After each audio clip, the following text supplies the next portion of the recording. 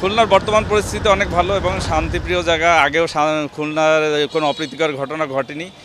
Khulna curfew শিথিল হওয়ার পরে থেকে স্বাভাবিক জীবনযাত্রায় সব চলে আসছে।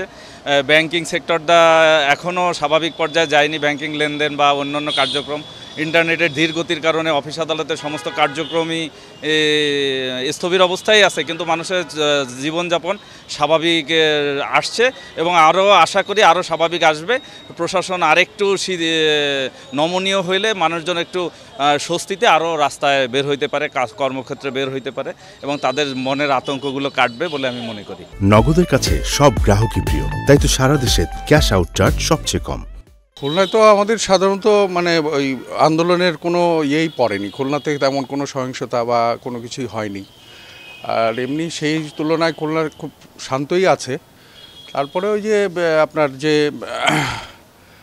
ইয়ে হয়েছে, আপনার ওই কারফিউ দিয়েছিল, সে কারফিউ তো নিয়মিত চলতেছে এবং শিথিল হচ্ছে। ওই সময় আমরা দোকানপাট খুলতেছি, আবার বন্ধ করতেছি, এভাবেই চলতেছে আর কি খুলনার প্রেক্ষাপট আর কি। আর একটু ভালো হলে এটা যদি একেবারে কারফিউটা সম্পূর্ণ তুলে নেওয়া হয়, তারপরে আবার আগের মতো স্বাভাবিক যদি হয়ে যায়, তাহলে তো আমাদের জন্য সুবিধা হয়। কেননা এখন ব্যবসা বাণিজ্য সবাই ব্যবসা বাণিজ্য বন্ধ হয়ে গেছে সব কিছুর দিক দিয়ে।